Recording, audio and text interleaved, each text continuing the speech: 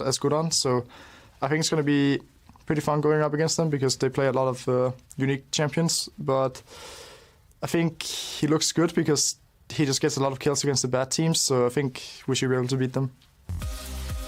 And hey, that prophecy came true, in fact. Moon got stifled the whole game through, and Svenskeren had his way with that one on the Lee Sin. And we are, of course, back here to get into our second game between TSM and FlyQuest. And TSM maybe had their best game the whole split. Their biggest lead at 15 they've had all year at 3,800 gold. Considering their average is 71, that's pretty good from them. Yeah, and FlyQuest has been a team that was jumping out to big leads against opponents as well. So a lot of those plays were punished by TSM. And I feel like that's how they got a lot of their advantage in this game is FlyQuest would overstep in a spot and TSM knew how to punish it. So it once again, it's just kind of a cyclical thing where TSM is able to get these big leads because FlyQuest is playing so fast. And you're right. And the more we look at it, the more that is really true is FlyQuest plays super, super risky. Some of these risks probably shouldn't be taken. Like there's a line you've got to draw at some point. And I love aggressive shot callers like Hai. I like his style, but I agree it's turned a little bit too high. Exactly. And it's actually not even to say that they need to change their philosophy, but this is just a series of events that have not gone the way you would want them to when they're making these high-risk plays. Well, this is interesting. FlyQuest actually banning Varus themselves, which I am surprised by, considering they're willing to late pick it earlier on, and now they're so afraid they don't want to let it get picked at all. But a very different look now from this lineup. Jace, I believe, was just left through the entire pick ban phase the first time. Now it's banned away. FlyQuest continue to ban Camille. I think they are continually doing this. Balls does not seem to know the champion. Yep. And it's repeatedly showing up in their ban phase despite the nerfs. Yeah, I think that's going to be a FlyQuest ban for quite a while. As much flexibility as they gain through Moon and Hai's champion pools, that is one they have to throw on the ban phase most of the time. Set in for a first pick Shen, I think. It's been really important for them, and I feel like both these teams, in a lot of cases, would rather play the Shen. Maokai banned off the table, maybe lets that available for TSM. We'll see that's actually the case, though. 13 seconds to go until FlyQuest makes their final decision.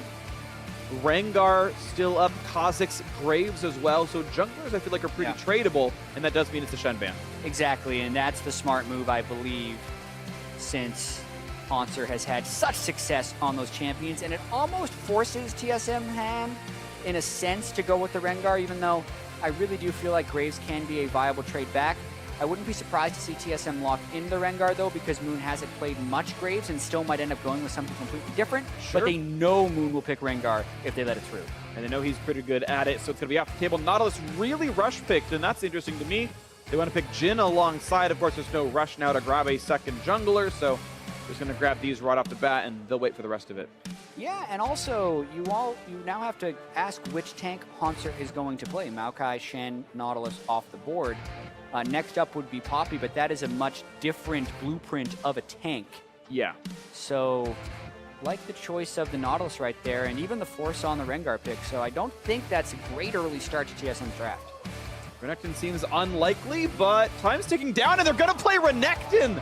This series is so much fun! I haven't seen Renekton in pro play for a while either. Ash going to go alongside, and Renekton is going to be their brand of fighting in the Nautilus. We've seen a few Renektons, I know, in the LCK. Graves gets picked on the last half to avoid it being banned out by TSM, but definitely, as we say, a much different feeling top laner. Renekton, well, he gets tanky from a bunch of health from his ultimate. There's no guarantee that Svenskeren is going to build tank. You see a lot of success with the Black Cleaver, Ravenous Hydra type Renektons that can just split push and 1v2 people. So curious to see Hauntzer's take on it. I remember seeing Renekton played by, it was either Someday or Flame a little while back in the North American LCS. One of the prolific NA top laners now, and that didn't go well for them. We'll see what else can come through with this one. Zed can be banned off. Ray did play it against Team Liquid this year, but he went 1-6-1, and that was it for as far as seeing it in the North American LCS so far this year. But Expect played it on G2 and actually had a good win, 6-0 on him, so. Absolutely. We'll see. I love websites that track stuff for us. It's really, really, really, really helpful. You mean you didn't have all that memorized, Freak? Yeah, I did. I memorized Expect Renekton KDA from his match against Unicorns of Love. I wasn't reading or anything. Rise, lots of short names banned off the list right now. But honestly, we'll see if it's going to be another Assassin off the table from High. And we go back into the pick phase soon enough. Again, FlyQuest will have first pick here. Yep, LeBlanc off the table. Same actual bans that came through last time, I believe, from TSM. Yeah. in round 2. You're right. FlyQuest keeping the Zyra Malzahar off the board, also getting the Karma once again. Lemon Nation with Karma and Malzahar as his 2 go-tos is able to get them once again, but there's no reason the TSM can't just do the similar thing they did last game and pick the Ashe Nami lane. Yeah, absolutely. I don't super love Ashe Nami as a specific duo just because the slows don't stack, so part of the reason she's good with Tidecaller's Blessing just goes away because of Ashe's passive, but you have lots of poke lane, and you can layer that CC pretty well. Bubbles are obviously super free against an Ashe arrow, and if Turtle lands one, they could one-shot somebody. We'll see. There's no heavy front line from TSM. Renekton is halfway between, and Rengar could, depending on how he builds. But Bjergsen now is going to be forced to blind pick this time around. Last time it was high. Dude, this is just all old school. Yeah, Echo seems more likely. An Echo blind pick. I was like, what? But no, he was trolling.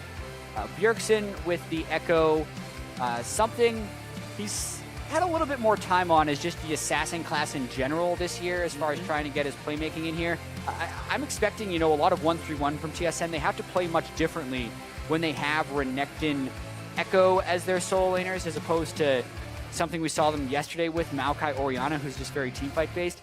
It's a totally different style from TSM, which can be a little dangerous. And meanwhile, FlyQuest has gone with the Orianna plus tank, plus just large amounts of physical damage coming from the jungle and marksman positions. So FlyQuest with the much more conventional comp, easier to execute, and I'd actually say favorable comp. TSM with the really hard to execute one here, and they haven't shown a lot of success with comps like these this year. Absolutely agree, but we'll see if it can come through to fruition this time around. A very exciting volatile comp from TSM. Everyone's got their own version of playmaking here on the roster. Meanwhile, FlyQuest much more tried and true team fight from what I can tell based on how the champ is supposed to work. We saw Orianna get a pentakill yesterday, but it was Bjergsen playing it. High's got to live up to that standard to a certain degree. Otherwise, FlyQuest goes home with what I think would be back-to-back 0-2 losses, which would be easily their worst streak ever in the North American LCS. You got that right. With how dominant they had been at one point, 6-1 before their Cloud9 game or series at the end of last week. Need to be able to bounce back right there. Would love to pick up 2 in a row and take down TSM. Absolutely. FlyQuest, as we said, down 0-1, must win 2 games straight. This will be the first of those 2 wins, and there's, of course, standings implications on the line. TSM only about a match and a half behind Cloud9, and C9 can play later today and maybe drop a loss there, and if all goes well, TSM could actually tie for first, everything else willing. FlyQuest, of course, on Phoenix 1 on their heels, and that could be another tie for third. And so a lot of jockeying available here as we get ourselves into the game. Exactly, and there was some flex scheduling this week. So this TSM versus FlyQuest matchup, as well as the Phoenix 1 versus C9 matchup, are the only matchups that just haven't happened this year in the North American LCS. After those games, everyone will have played everyone at least once. And with TSM already having 2 games against Cloud9, they arguably have had the hardest schedule in the league through 10 games. So if they can move through this and have Cloud9 beat in the second half, also having 1 win on to FlyQuest, that would almost show them that they are capable of playing with everyone. And with their long-term goal of just improving throughout the split and not caring as much as winning losses, you could start asking the questions of who can beat TSM, but we're a long way from there with how much inconsistency they've shown so far this spring. No doubt. We are on the internet. We must jump to conclusions at all times. TSM officially the best team in North America. Pandering to the audience is easy. But honestly, it's going to be a very fun game right here as Moon is battling TSM out of his own jungle. And will just stay delayed for now. Ooh, actually, Bjergsen, he'll live, but he's hurt. And I actually wonder if Altex should have flash out of that. It actually maybe would have killed Bjergsen. It'd be close. Yeah, he was on his 4th shot, so he may have been able to at least force the flash, and then it's a question of what do you prioritize more, your bottom lane or the lane against Bjergsen. And I feel like in most high versus Bjergsen matchups, with how much TSM focused the mid lane last game, if Bjergsen was down flash, it would hinder that strategy a lot. So I actually agree with you, Frick. I would have liked to see Altec try and flash for that 4th bullet, and even if it wasn't guaranteed a kill, it probably would have forced Bjergsen into a flash. Yeah, that's just so dangerous, because if you get that wrong, you look like a complete idiot. And I understand hesitation there.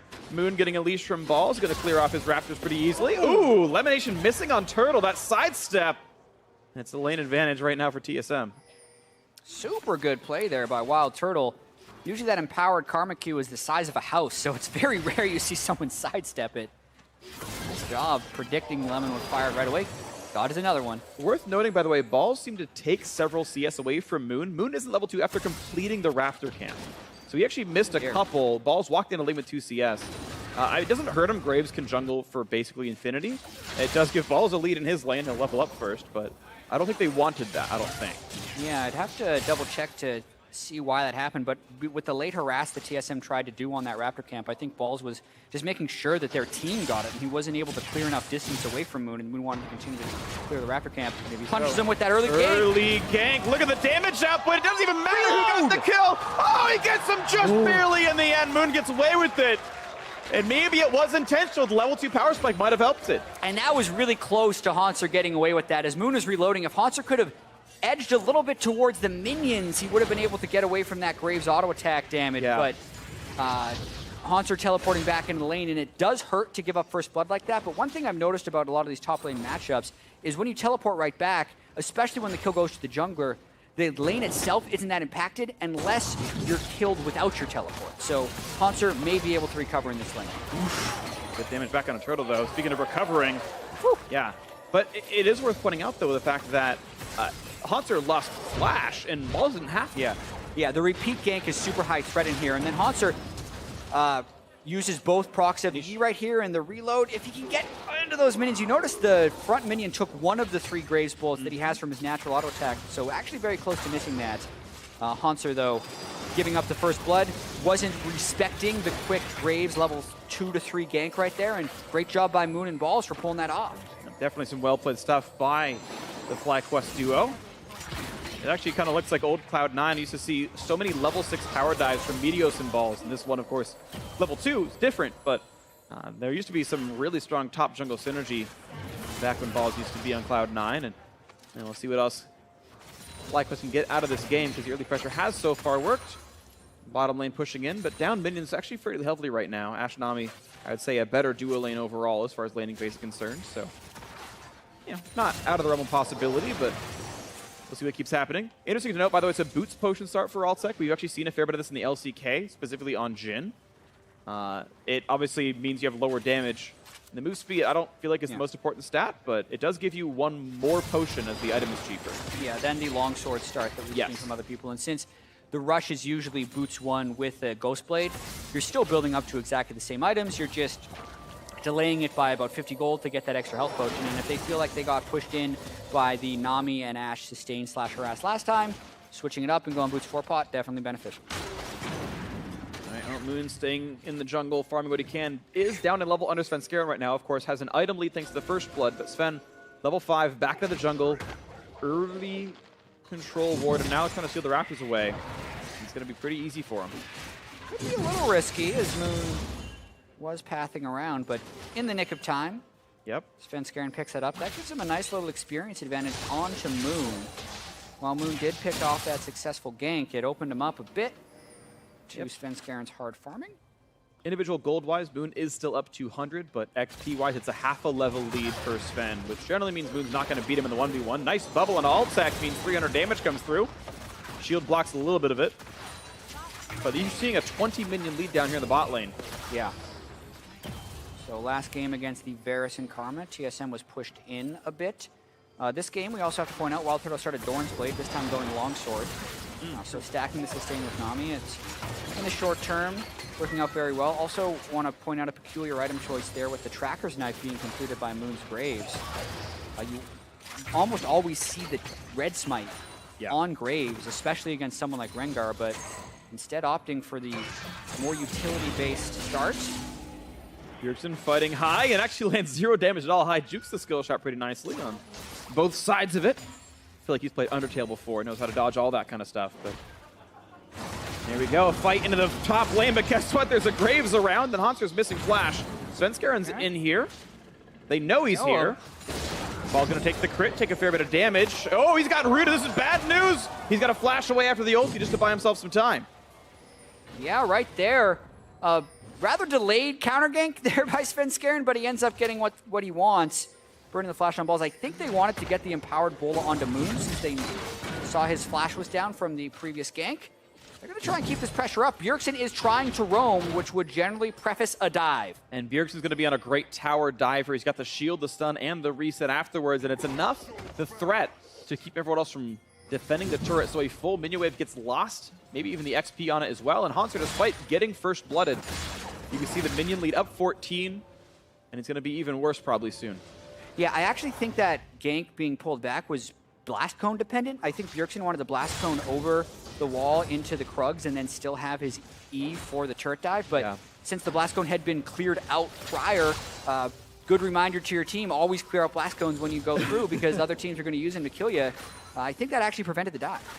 Yeah, really might have. And so it's just Bjergsen going back to his own lane, equal in farm against High, who, because Bjergsen went for the roam, High got to use that time to basically go for a safe recall and not lose too much overall as a player.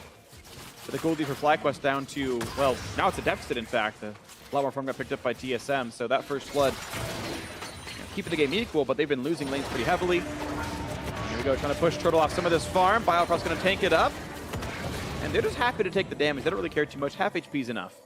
Yeah, it kind of goes to show you health potions plus Nami sustain when a Jhin only has 2 longswords and his rush boots to swiftness. That curtain call doesn't pack much of a punch until you're starting to build up your items. So already back at full health. I think Altec's idea of trying to push them back doesn't come close to working. And TSM able to continue to shove up now with such little threat in the FlyQuest lane with curtain call being down. And it's just TSM able to shove repeatedly yet again. Of course, a pretty good recall for them since they got that BF sword longsword. And the boots, 2,700 gold. Yeah, it's a 300 lead for Wild Turtle right now in the head-to-head matchup. And this game just, it feels like game 1, but with TSM not getting quite the same ganks off. But they're still winning their lanes. They still feel like the team in control right now. Still a lot more League of Legends to play, but down a kill at 500 gold is pretty heartening for the silver and black. Yeah, and they're looking to try and prep another dive right here. They have jungle control. Svenskeren. Neither guy wanted to fight. They're both scared of each other. Yeah, Moon quick drew away, and of course they know he's on that side of the map. Same for Svenskeren, which means top side is safe to go 1v1. And with the 20 minion lead for Hauntzer, that's probably a pro TSM thing right there.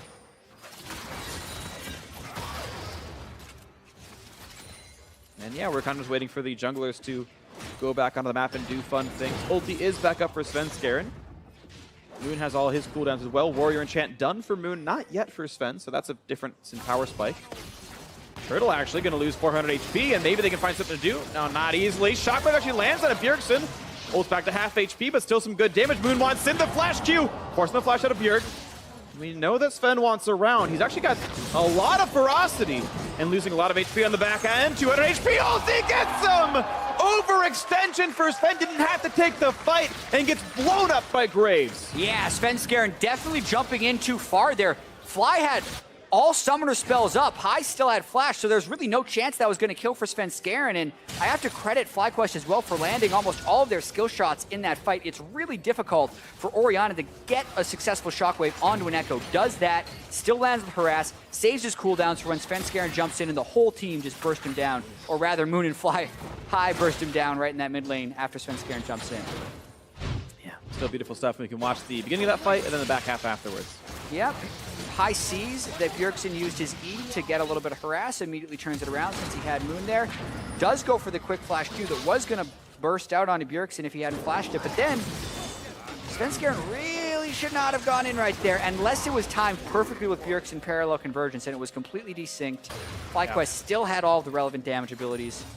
They easily pull off that kill. Yeah. Svenskeren thought he had just enough damage to the empowered Q and the automatic crit, and was not the case. Didn't really even block damage with his W either. I don't know if he just used it at the wrong time or what, but I feel like you use it at the appropriate moment and you get a little bit better. But either way, we move back onto the game. TSM still holding the gold lead. Bjerg's going to grab this blue buff for himself.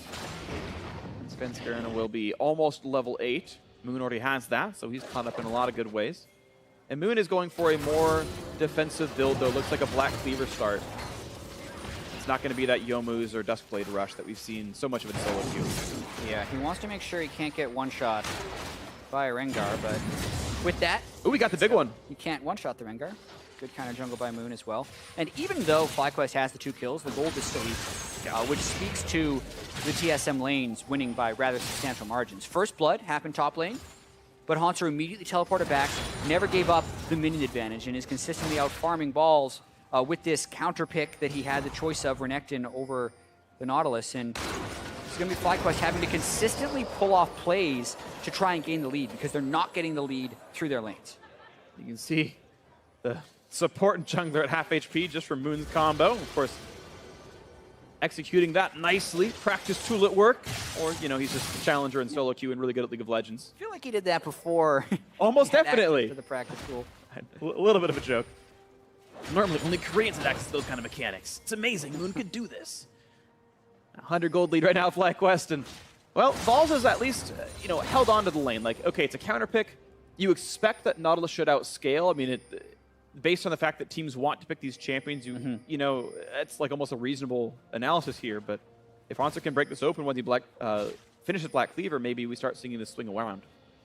Yeah, I feel like while there are exceptions to this rule, whenever you have like the bruiser type champion that Hauntzer is playing as Renekton, where you're building some damage items and some tank items, since you're not multiplying your stats by the 5 or 6 item point, you have much earlier power spikes and sharper fall-offs. But on a champion like a Nautilus, where you're building just tank items, you're constantly multiplying your tankiness with resistances and health, and you're just naturally going to have better late game scaling because you're not picking different paths and missing out on that, that amplification. Right, armor times health times ninja tabby times maybe the crit reduction for Randuins, like times the amount of time you're alive for Sunfire damage. And look at the play now for the Drake. Double hit right there is nice. Arrow goes wide. They finish the Cloud, but Moon is going to lose his life for that one. And now Ball's actually a late TP. Gets kind of caught out here. Looking for the re-engage, though, is high. Looking for Biofrost Bolster. Running Hauntzer going to be rooted up by elimination. Look to the left side. It's high. Running away from Bjergsen. Flashing the wall. Rejoins the rest of FlyQuest, but Hauntzer is still on the push. Blast code in for Bjergsen. They've cut high with another stun. Here goes Parallel Convergence. It's not going to mean much, but it's still the kill on the high. That's 2 for 0 as payment for the Cloud Drake. Yeah, and you gotta wonder whether that Cloud Drake was worth it, but I think FlyQuest also wanted the fight. They just didn't prep for it properly, and TSM are the ones that got the picks early on. When Moon goes down at the very start of that fight, it immediately puts them in a disadvantage, and then FlyQuest was split up, so they can never really get the fight. Hyatt also burned his Shockwave pretty early on in this fight as zoning tool for the Drake, but then didn't have it to peel. Biofrost also was never under kill threat after landing from that Shockwave, so Moon quickly goes down, Balls comes in from the flank while FlyQuest is on retreat, and High is out of mana, so that just gives TSM the full advantage on this fight. Bjergsen follows High over the wall, Hauntzer waiting on his W cooldown before flashing in, and even though High has the move speed boost from the Karma Shield, cannot outpace Bjergsen, and the second kill in the fight goes to TSM. And 600 gold lead now to TSM as a result of the fight, so feels pretty good for them. And Haunt's got Black Cleaver, so I really do expect this top lane to start looking even more TSM favored than it was before. It's kind of the most important power spike in the matchup from what I can tell, and we'll see if TSM can do much more out of this. Game 1 was largely about Svenskar and ganking, and the rest of the team capitalizing off the mistakes of FlyQuest. We are seeing less of these mistakes right now, so it's been a bit of a slower paced game. And we'll see if TSM's happy to play a slower game. Still worried about the front line in the late game, but there's a long way to go until we reach that point. Let's see what the next plays are. Yeah, even though late game Echo can be a potent assassination threat, late game team fighting on Echo is very intricate and can often backfire, especially against exhausts and a lot of shields.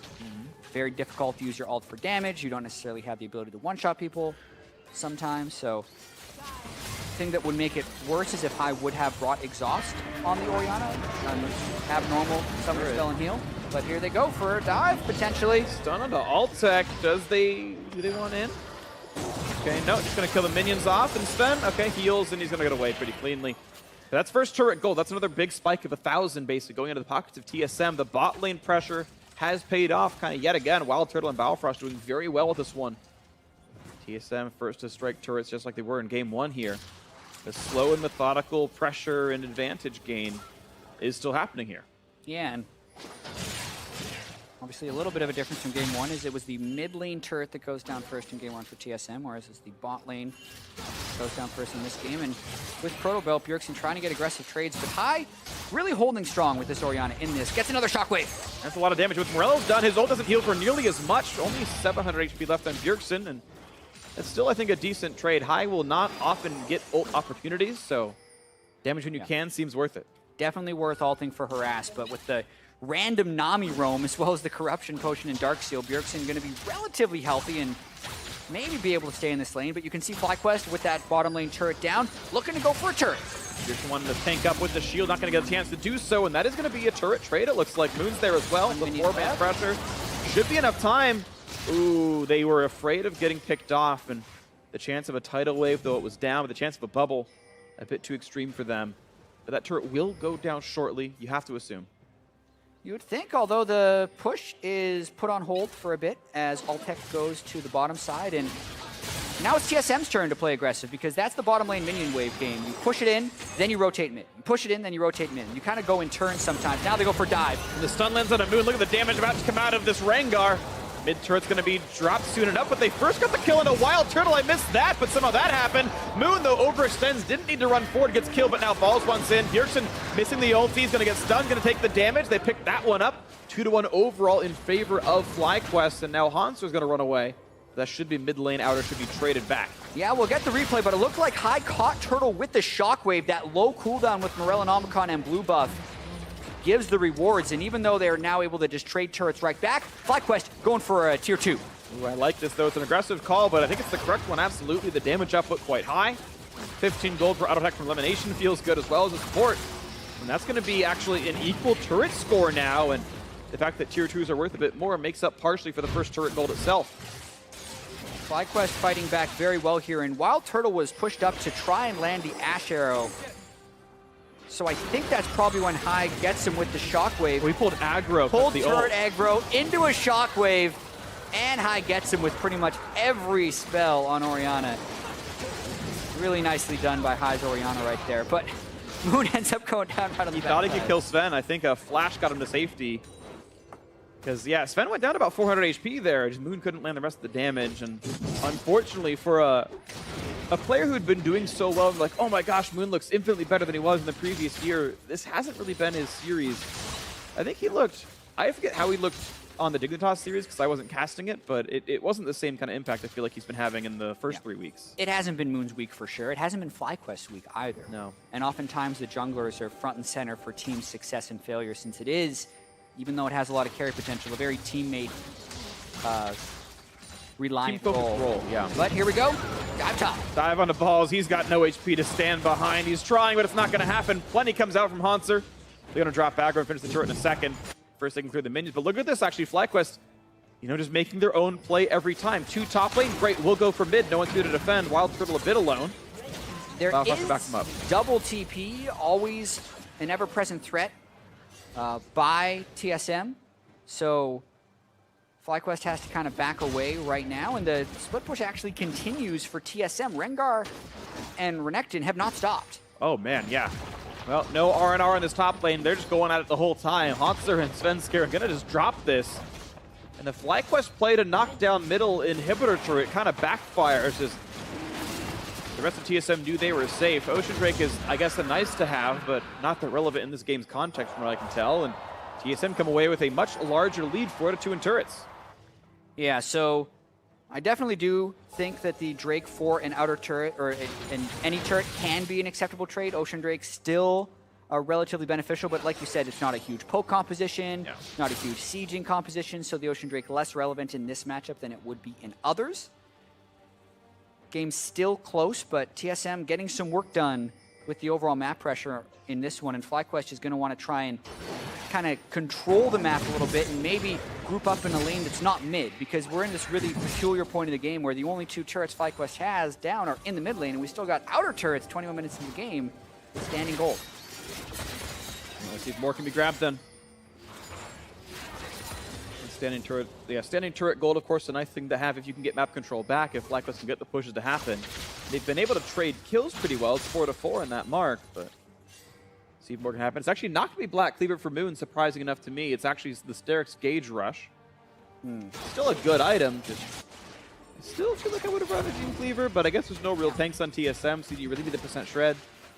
Exactly. Just a surprising choice, but I guess I see it. I've seen more and more Sterix Gauge as Rengar comes in. It's to hopefully prevent being assassinated. Oh, arrow's gonna hit Lemonation. If someone had to die, I guess it's the support, and they in fact don't really pull the trigger. They know he's not that valuable.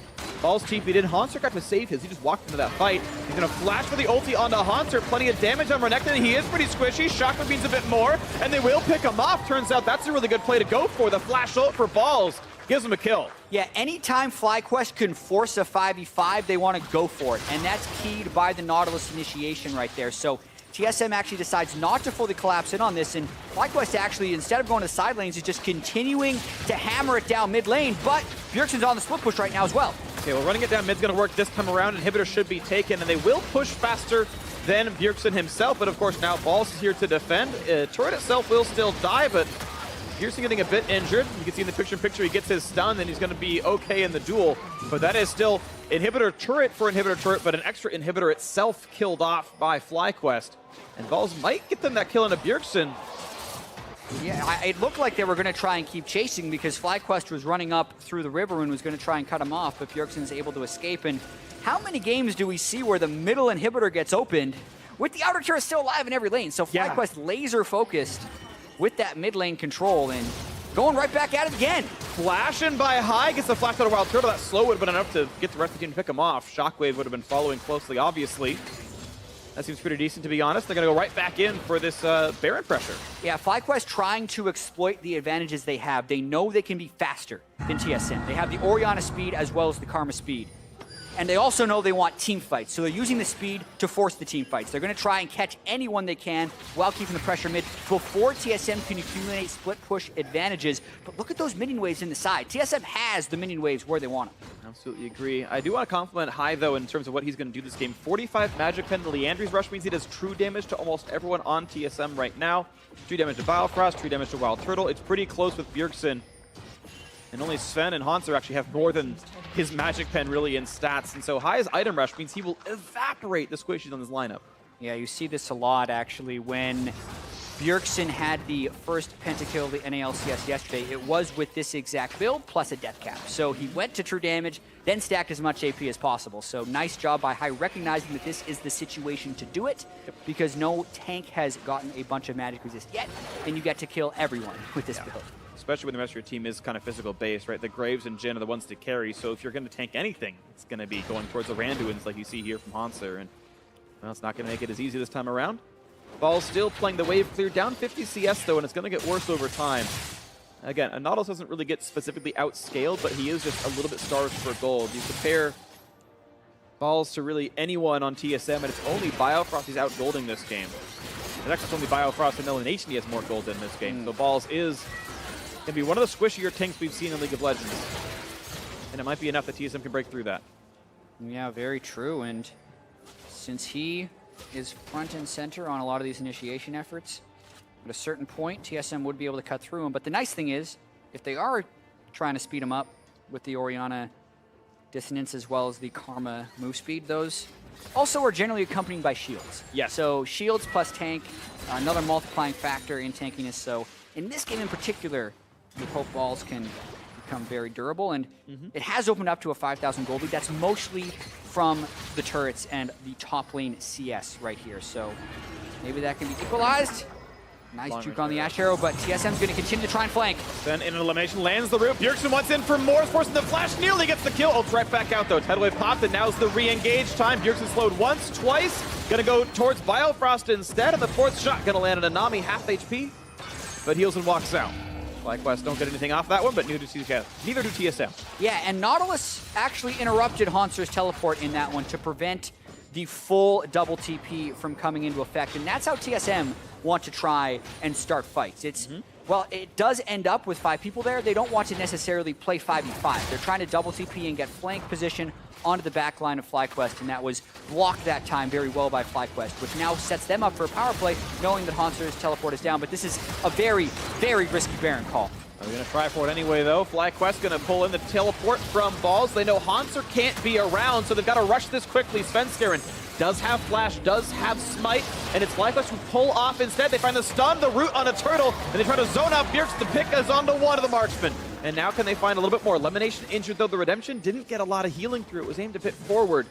And this play is a TP burn to get one kill. Ocean Drake this time does help FlyQuest. Lemon's healing up. Yeah, it helps a lot. It's champion combat that keeps you from regenning. So High is very famous for aggressive Baron calls. They're going to keep at this and force TSM to come in. They got Bjergsen though. They jump into ult site. The stun's going to be there as well. Shockwave catches them out though, and they picked up Bjergsen. It's a 2-for-1 so far. Look at the back line of Svenskeren. Can't kill off High. A triple kill for Moon. It's a 4-for-1. And FlyQuest, the tenacity pays off. They're going to get the Baron. And with a 5,000 gold lead, FlyQuest still take this razor-thin advantage and drive it home to give them Baron. Even after this Baron, the goal is still going to be close, but the strategy is clear. FlyQuest used Baron as a beautiful catalyst for some team fights, and TSM walk right into it. And that was incredibly close. It so could have been 4-1 the other way, but this fight pays off.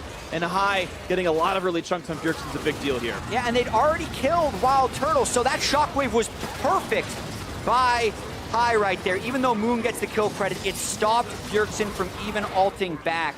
And then they can just clean up the rest of this TSM team, because we mentioned this is not necessarily a heads-up team-fighting team for TSM. So anytime FlyQuest can pull them into situations like that, the Baron call in this situation was how FlyQuest does it, and it pays off.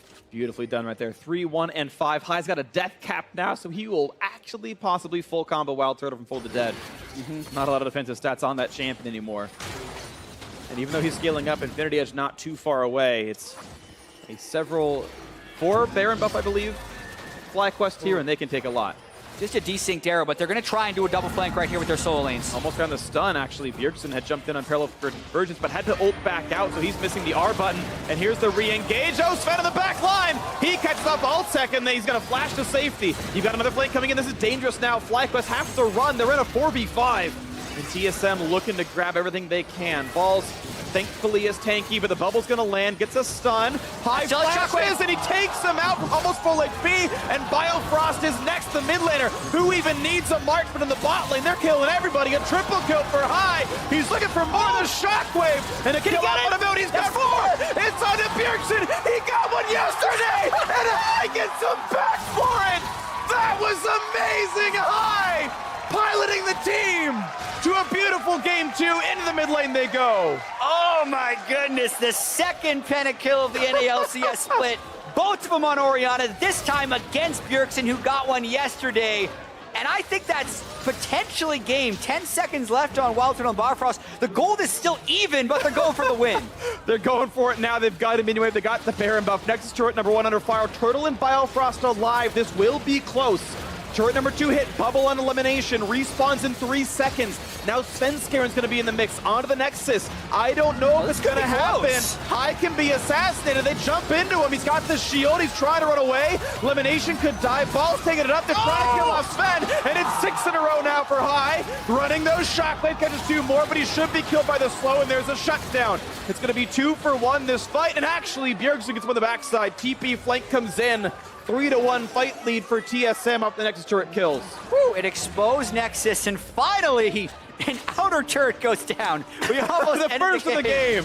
With neither of those side lane outer turrets going down, but boy, we got to recap this right here, because this fight was huge. A really lackluster initiation by TSM, where they are not synced with the way they go in, and FlyQuest just kind of waits for him to approach, and TSM thought they're going to get it because FlyQuest get a little sloppy after that initial initiation. Altec opens up, no one protects him. Svenskeren gets the solo kill in the backside, but then you have to respect that death cap 45 magic pen Orianna when no one has magic resist. Watch this around the side. High still has shockwave, Wild Turtle's very low.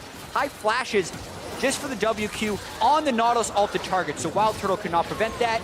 Easy move for the double, and just keep tracking this. High waiting for them to group up so he can get the shockwave. As soon as they both try and dive in, times it perfectly once again. Bjergsen Zonias, but it's not enough because FlyQuest is stacking shields and he's able to pick up the second Pentakill right here, a day after the first one. Bjergsen did it with the same champion, same champion, and the same build, and I think he ended up with the same amount of kills after the fight. Look at that, 7,822 damage. High popping off. I think that's more than all of TSM, more than the rest of his team individually. And here they're looking for the mid lane. There's the haste.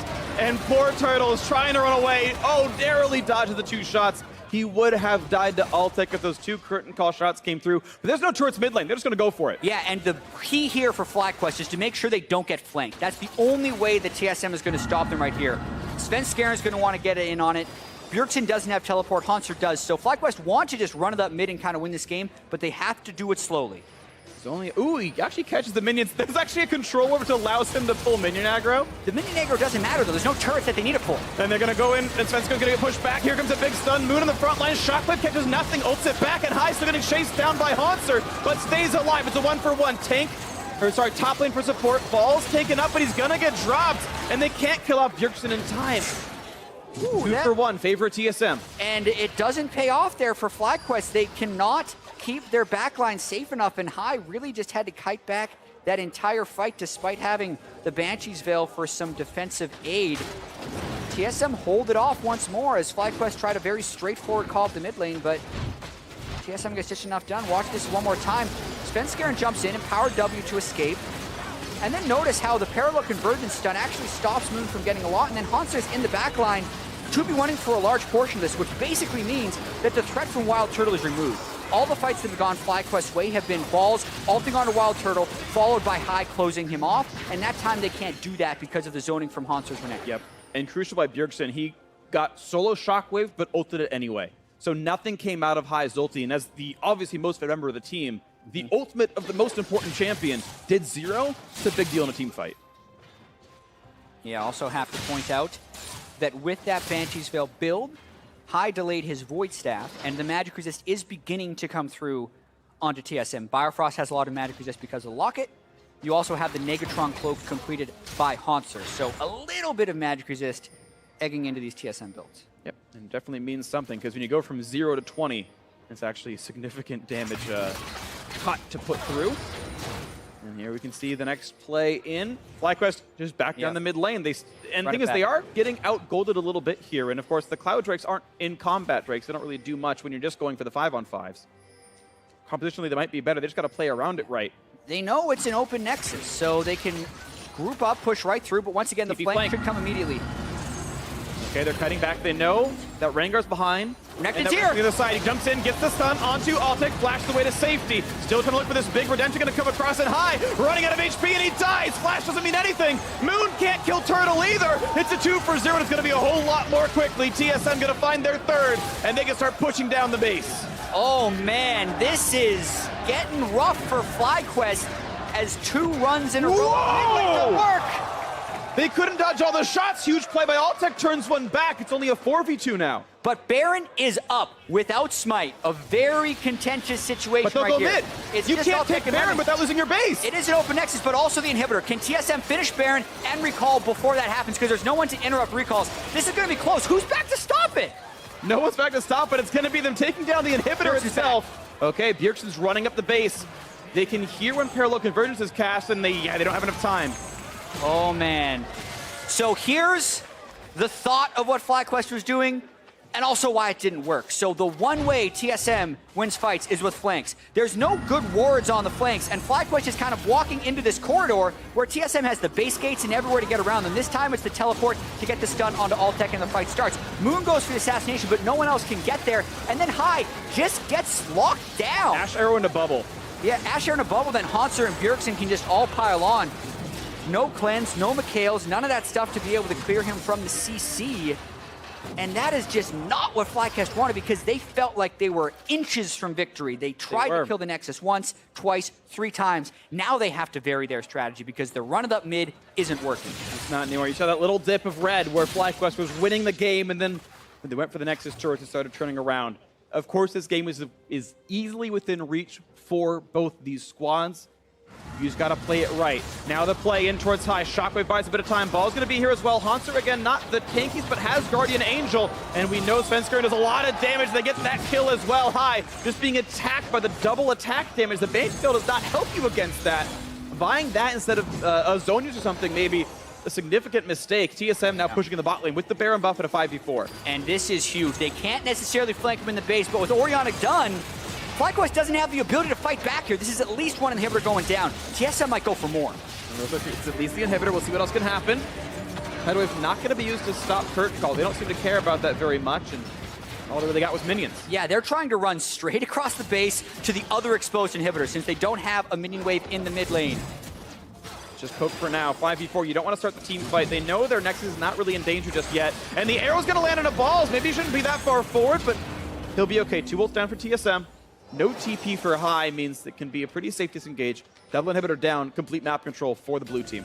Yeah, and a huge swing of momentum has happened multiple times in this game, and now FlyQuest really have to regroup. It has just been a rough couple of matches for them because we think back to the Cloud9 series where they were up in almost all 3 games and then ended up losing the series because they had a missed call at Baron and they kind of felt like they threw a game away. You look at the Team Dignitas series, another game where they had a lead or consistently threw themselves at Team Dignitas and ended up falling back. This game, they're down in it. They make a brilliant Baron call. They're able to get the pentakill, and it looks like the consistency and the resilience of them to keep going at it again and again is going to pay off. But here, being so close to victory and then being very straightforward and almost narrow with the way they wanted to close the game, seeing that open nexus and allowing themselves to get flanked in fight after fight hurts once again, and they need to be able to recover to prevent a 3-match losing streak.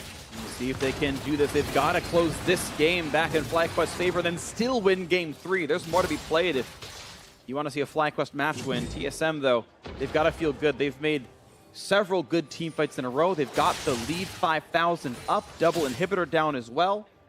Still wearing a Baron buff for 10 more seconds. Yeah, and this is where FlyQuest can want to get it back. This is the point where TSM is going to be all 5 in one place, and that's where FlyQuest want to force the 5-on-5 team fight. The question is, does TSM now have enough damage to just win a straight 5-on-5 team fight? And they're disengaging as the super minions push. FlyQuest really want to be able to fight right now. And you can see how little damage is done to these tankier members as the Guardian Angels come in and the front line is durable enough. Even the parts of Aranduin's coming through for Svenskeren. Yeah, and this is getting really dicey for FlyQuest because there are potentially 2 waves of super minions crashing in on the base, but an Elder Drake is up right now. So all TSM want to do is delay until FlyQuest send base defenders, then they can get the Elder Drake. I don't think it's that important, though, to stop this Elder Dragon until it's a 0-stack Elder Dragon. Like, it exists, it's some burn, but FlyQuest cannot consider this a desperate objective, and they will, begrudgingly give it away, but it's not the worst thing in the world. They will catch the farm in the side lanes. TSM get it. Credit to them. It's a useful thing to have. Yeah, but the least threatening possible Elder Drake is the 0-stack Elder Drake, as far as FlyQuest having good objective control through superior team fighting for most of the early and mid game. But now, TSM again grouping up in the mid lane.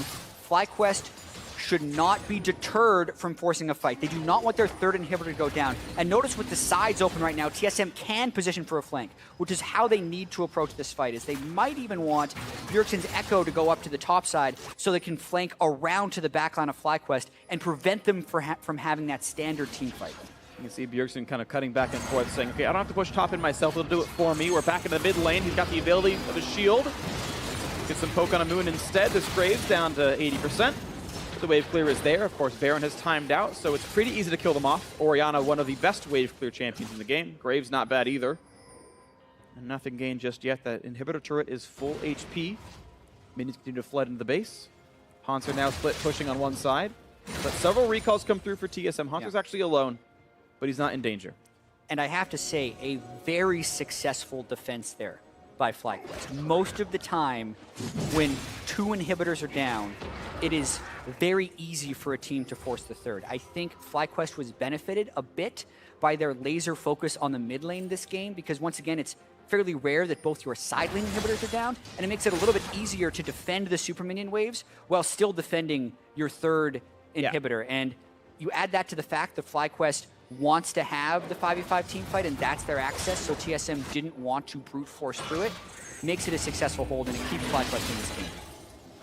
We'll see, though, they still got to take the map back somehow. 45 seconds till Baron, and I think with this kind of gold lead, a TSM Baron 90% of the time closes the game out and wins the match, and it means TSM improves to a 2-match record over FlyQuest, I believe the numbers would be. No, would be a 2-0 over FlyQuest, but as you mentioned, this is the first time TSM and FlyQuest. No, I don't mean in the head-to-head, sorry, I mean in standings. Ah, they'd be 2 wins ahead, but you're right, I was nebulous in my wording. You're right. They'd be 1-0 in the head-to-head, and they'd be 2 match wins ahead, meaning there's a lot of room to go if FlyQuest wants to be a top 2 regular season team.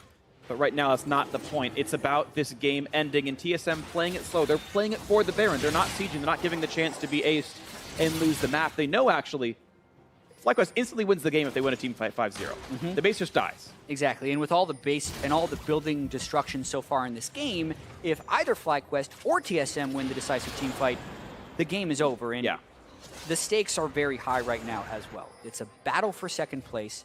TSM is looking to kind of validate their season so far after having the weak start. If they go 2-0 against C9, as well as FlyQuest, it was the play on mid. It's on right now. 2v1 against Balls, but it means the rest of FlyQuest are going down the mid lane to try to win the game. The rest can't defend it, so here they go. The double TP has to leave, but Balls can stop it. Bjergsen trying to cancel some of it. Can he get the auto? He does! He stops it! He stops the TP! Balls valiantly dies to give his team time to win the game, but the teleports are coming in, and I don't know if they can kill the Nexus in time. Inhibitors down! The TSM is here! It's going for Biofrost! Great flash by Turtle! They're going for the Nexus! Moon is trying desperately to take it down! Can he get the attacks? He gets it! FlyQuest wins the game! What a call by High! And Balls as well with the narrow delay on the teleport from Haunter. High goes down, Lemon goes down, Balls go down, but the Sterix gauge pops at the last few seconds for Moon, allowing him to dash, reload, and get in the final auto attack on that Nexus. That game was looking grim for a while for FlyQuest, but that was one way to force a third game. I'm just happy we have a third game. That's always my goal as a caster is I don't care who wins, I just want to see him play more. These games were fun to watch. We got a pentakill, we got 2 Nexus defenses, one went well, one didn't. Yeah, that was a great game. It was an actually amazingly fun game to watch, to cast, to be a part of. I'm sure TSM may be a little bit less happy, but FlyQuest would be like, all right, we did it, that was amazing. And it was, for the last 10 minutes, it was TSM controlling, winning every single team fight. And they just find the play like, ooh, you have 2 people in the side lane?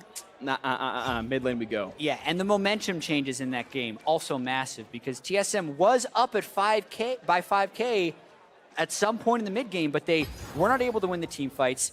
Then it looked like they were able to turn it back around as they consistently found flanks onto High and the rest of FlyQuest, down 2 inhibitors, but persistence up the mid lane. Just keep running up the mid lane. Eventually, TSM tried to get the split push going again, didn't have enough time. Yep. Whew, that was close. That was close, and it was fun. So we have replays to show because why not show more of this game? First up is the High pentakill because this is really the reason FlyQuest had a chance this game at all. Yeah, and this fight was pretty huge because it's desynced flanking by TSM, and FlyQuest stayed together for the most part. Alt-Tech goes down, and that empowers TSM to feel like they can go through with this one. And then this fight is all High. We got to see the damage charts afterwards, especially when your AD dies at the beginning of the fight. Aided by Balls' tankiness on the side here, gets the ult in, Fly, beautiful flash to get the execute. Easy to kill Biofrost with the next one. And then he still has to deal with both solo laners and the jungler. But Svenskeren taken very low, gets him with the dissonance. As soon as TSM group up once again, he gets the shockwave. Bjergsen had popped the Zhonya's, but that allows High to line up that last kill. Balls as well rooted the Echo with the auto attack post Zhonya's, which is what kept him in. And High had his huge moments and their blunders with some of those fights down the stretch, but at the very end, they pull it out and can still take down TSM in Game 3. They still can. That's kind of a marvel to watch. If FlyQuest can win the match, they actually will be 1-0 in the head-to-head, and I believe they'll be tied match record. Because right now, FlyQuest one behind, right? So you do this, or you go farther that way if TSM can win it. And obviously, the head-to-head is very relevant.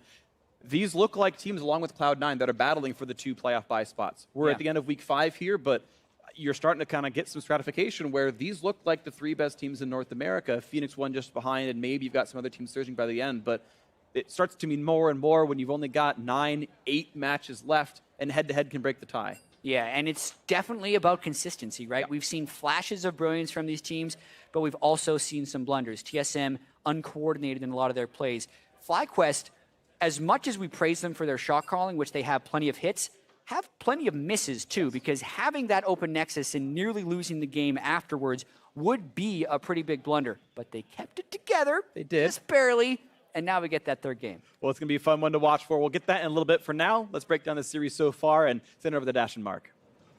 Thank you very much, gentlemen. We'll break down this series, or rather this game, but after we take a look at the final fight, or rather base race. So we're going to pull that up, get a look at how this game concluded, because we're actually breaking down the other series while this occurred. So first time viewing for us here on the analyst desk. Right, and you see FlyQuest making the decision to go up the mid lane, and Ball's doing a good job stopping TSM from being able to go down the bottom lane. Gets the interrupt on this TP just barely with the auto attack passive, and then FlyQuest had previously tried to close the game out a while ago where they broke all the Nexus turrets, so the fact that all they have to do is crack the inhib and then start hitting the base is pretty huge, and you see them basically try to totally ignore TSM and just go for the base.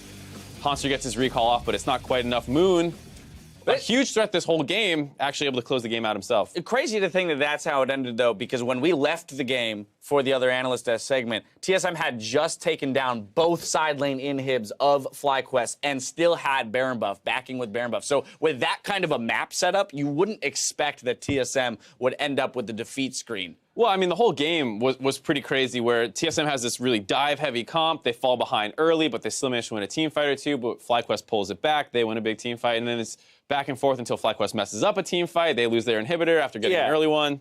Let's talk about this team comp here for TSM, because it's kind of like this Renekton out of nowhere pick. But, you know, I mean, it is in response to the Nautilus after Maokai and Shen, Camille have been banned out, but that's not necessarily where you'd expect somebody to go. Right, we've seen the Renekton crop up in other regions a little bit in terms of counter picks to some other carry champions, like a Rumble, like a Camille. It can win those kinds of things. I think Ray did it into the Rumble here. Right. And it can win a lot of matchups, but against a tank, you usually don't win that matchup hard enough to become a better frontliner later in the game. So it's a little surprising to see it into something like a Nautilus. Another big thing is the Rengar. Sven has never looked too impressive on Rengar this season. Once again, not a great performance out of him. He did get a couple assassinations in team fights, which is nice, but his early game and playmaking wasn't quite there. Right, you mentioned Moon being a big threat throughout this game. Let's go ahead and take a look at a fight. 34 minutes in. It's going to go in favor of TSM, 3 for 1, and it's kind of off some mispositioning here by Moon. Right, so FlyQuest have a pretty standard team comp where they mostly want to fight front to back. You just have to deal with the dive of TSM and keep kiting. Here, Moon makes the decision to go onto Turtle, flash forward,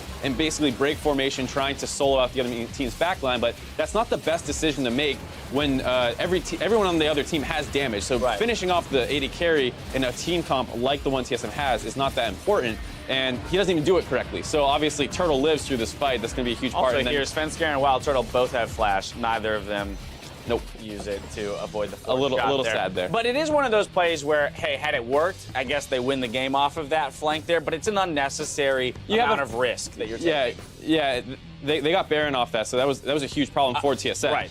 For FlyQuest. And when you have the shielding of Ori Karma and a Nautilus to frontline and a Graves to do damage, like you can just kite back. You can just deal with the threats as they come in, ideally, unless TSM's playing really, really well, which I wouldn't really say they were. I was going to say, this is going to be a loss that stings for TSM. Right as they were about to look like they're on the upswing, we heard Jat talking about it. We're going to need to see more consistency out of them, week over week before we're ready to say this might be the #1 team in the league. And this is the kind of game that we exactly feared. Right, and the big problem is the jungle mid synergy. We always hit on this with TSM. It seems to be what they crutch on in the early game, and this is a game where Sven gets off his super comfort pick Lee Sin, goes onto the Rengar, and just kills himself in mid lane really early on, trying to turn a counter gank. And that's the kind of problems that you see with this team, where it seems like they're getting better week after week, but there's always something going wrong to make you kind of like not want to commit to saying they're a great team right now. Not only is Sven not performing well on the Rengar as he would have been on the Lee Sin, then you look at the mid lane matchup where we had Syndra into Corki before. Bjergsen was hard pushing that turret, essentially taking it by himself and requiring a lot of jungle attention. This time, Echo into Ori. Hai has no problems existing in that lane by himself. Right, and then you have this weird counter pick top lane where you're like, all right, well, we'll beat up the Nautilus a bunch, but that wasn't really a huge impact in the game at all. Right, exactly. I don't think that the Renekton pick there is enough to outweigh the concessions that you made everywhere else on the map in terms of the comparison between games 1 and 2. Player of the game this time around going to Hai for that Orianna. I mean, we saw the big pentakill, lots of DPS, 9, 5, and 6 being the ending scoreline in a very messy game. So Yeah, and it was the Orianna pick, which was huge too, not just how he played it, the fact that they had the extra utility available to survive through all this dive that's coming in. And then I would assume, if we had to make a crazy guess, I would assume he was the one kind of responsible for that game-ending call that actually won them the game, because they were likely to lose based off some of their other mistakes. Again, that's the thing. I think the expectation was they're going to lose that game just looking at that gold graph. I mean, you look at that gold graph, you go, okay, fine, FlyQuest loses. But here we are going to game 3, ladies and gentlemen. Meet us back here after the break to see if FlyQuest can carry this momentum in their third game against TSM, or if TSM pulls together the victory. Don't go anywhere.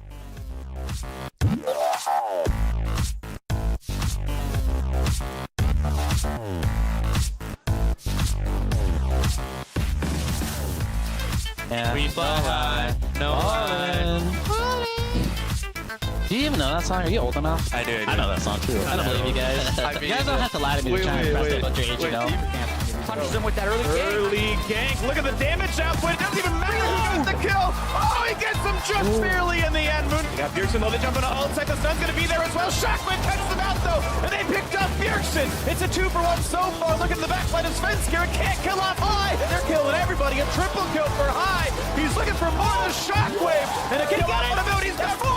It's on to Bjergsen. He got one yesterday. And High gets him back for it. Look for this big redemption going to come across at High. Running out of HP and he dies. Flash doesn't mean anything. Moon can't kill Turtle either. Great flash by Turtle. They're going for the Nexus. Moon is trying desperately to take it down. Can he get the attack? He got it. FlyQuest wins the game.